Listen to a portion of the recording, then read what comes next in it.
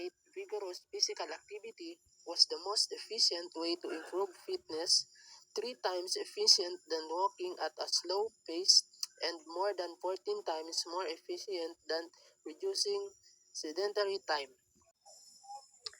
To prevent cardiovascular disease, many significant studies have shown that habitual jogging is associated with lower risk of future cardiovascular events such as heart attack, stroke, and risk of dying from it.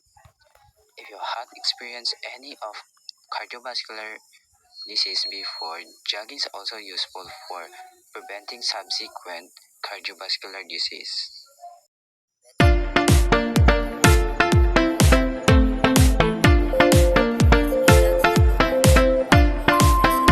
Which can lower blood pressure and improve cholesterol patterns. Over time, even if total minutes are below 150 per week, benefits still show up as you start and build. Moderate, vigorous physical activity is most efficient at improving fitness study. The study finds moderate, vigorous physical activity is the most efficient at improving fitness.